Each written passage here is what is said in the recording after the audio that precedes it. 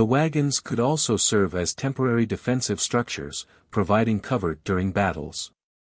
Technological and strategic suggestions.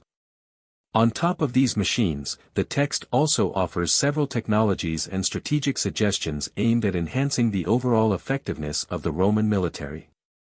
Much like the machines, these range from the fanciful and impossible for the time to being actually useful. Improved fortifications. The author is clearly a proponent of bigger means better when it comes to fortifications. They argue that Rome's existing fortifications needed to be bulked up while new ones needed to be built. Thicker walls, deeper moats, and advanced structures like towers equipped with ballistae and catapults all make an appearance. These upgrades were intended to make Roman fortresses more resistant to sieges and attacks, especially against the likes of the barbarian tribes. Protective gear for soldiers. The author also highlights the importance of soldier safety. The text recommends that soldiers be equipped with better protective gear. This includes improved helmets, body armor, and shields designed to offer greater protection without compromising mobility. Enhanced gear would not only protect soldiers from enemy projectiles but also boost their confidence and effectiveness in battle. Mobile defensive units. The concept of mobile defensive units is another strategic suggestion. These units, equipped with the aforementioned armored wagons and portable bridges, could respond quickly to threats, providing rapid reinforcement to vulnerable positions. The ability to swiftly deploy defensive units would help in countering surprise attacks and maintaining control over critical areas. Efficient supply lines. The author emphasizes the importance of maintaining efficient supply lines to ensure that troops are well provisioned. Recommendations include the construction of secure supply depots and the use of fast, reliable transport methods to move supplies. Efficient logistics would be crucial for sustaining long campaigns and ensuring that Roman forces remained operational even in hostile territories. Use of psychological warfare. Perhaps most impressively, the text touches on the use of psychological warfare to demoralize enemies. This could involve the strategic use of intimidating war machines, loud battle cries, and deceptive tactics to create confusion and fear among opposing forces. The biggest takeaway from the author's suggestions is that they believed the Roman army needed to change. It had been a mighty power for centuries but had been allowed to grow complacent as well as weakened by Rome's ailing economy. The author sought to create a more resilient and adaptable Roman military capable of meeting the diverse challenges of the time. Conclusion. The Rebus Bellicis' historical significance doesn't really lie in the machines it proposes. Most of them verged on the fantastical. Sure, the author's vision foreshadowed later military developments. For example, the idea of armored wagons and portable bridges can be seen as precursors to mobile fortifications and engineering corps used in medieval warfare. The emphasis on improved protective gear for soldiers also laid the groundwork for advancements in personal armor throughout history. This is impressive, sure, but the text did little to help Rome at the time. Instead, its value as a historical text lies in how it portrays Rome at the time of writing. It offers valuable insight into the mindset of Roman military leaders during a period of decline. It highlights their willingness to explore fresh solutions and adapt to changing circumstances. This adaptability and forward-thinking approach are key factors that contributed to the longevity of the Roman Empire, even in its later stages. Ultimately, the Rebus Bellicis exemplifies the importance of innovation and adaptation, themes that remain relevant across various fields today. The Rebus Bellicis is a fascinating work from the late Roman Empire, written around the 4th or 5th century AD. This text, written by a mysterious author, proposes a variety of military innovations meant to strengthen the Roman army. The incredible part. Many of these designs were well beyond their time.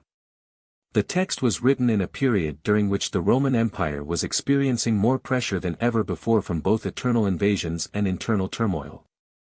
The empire needed new ways to defend itself and maintain its dominance, and this text's author thought he had the solution. The Rebus Bellicis offers a unique glimpse into the inventive military strategies and technological aspirations of the era, reflecting the ingenuity and adaptability of Roman military thinkers. Historians aren't sure exactly when the Rebus Bellicis, On the Things of Wars, was written, nor who wrote it. It was most likely written during the late Roman Empire, a period of significant upheaval and transformation in Rome. It's mostly accepted that the work was written in the 4th or 5th century AD. It's clear it was written after the death of Constantine I in 337 because it mentions his death, which is helpful. We also know it was written before the fall of the Western Roman Empire in 476 because that's literally the kind of thing the text's author was trying to avoid. Some believe the text was written after 378 because it seems to refer to the Battle of Adrianople and the serious threat posed by the barbarian tribes. It also uses the plural of the word princeps, which was the emperor's title. This hints that the text was written after the death of Theodosius I in 395 AD and the empire split between Honorius and Arcadius. As to who wrote it, that's even less clear.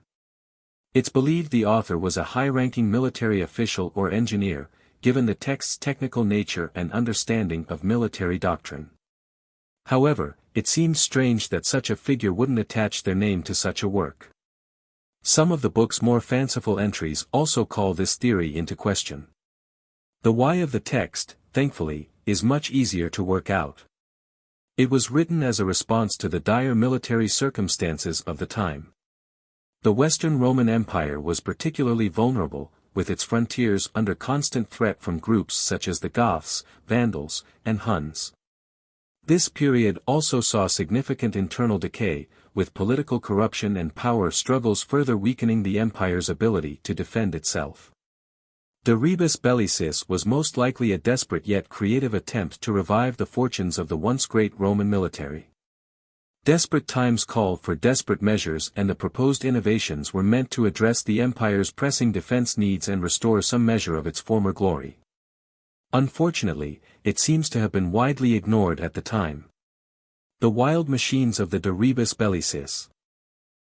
The De Rebus Bellicis is mostly known for its detailed descriptions of various potential military machines and devices.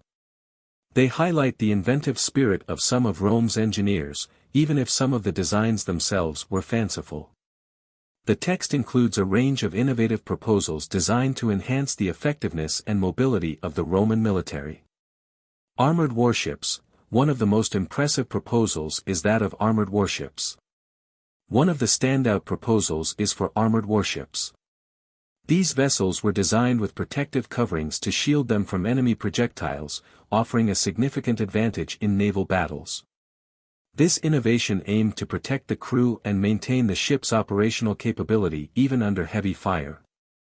Enhanced catapults and ballistae. The Romans had long made use of impressive catapults and ballistae during sieges, but the author suggests improvements to traditional siege engines.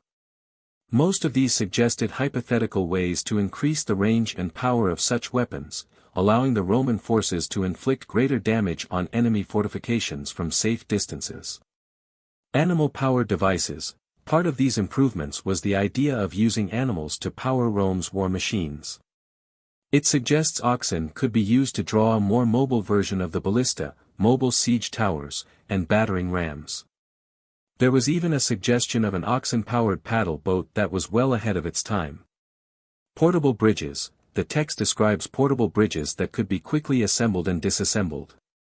These would allow for rapid river crossings, enabling troops to move swiftly and ambush unsuspecting enemies.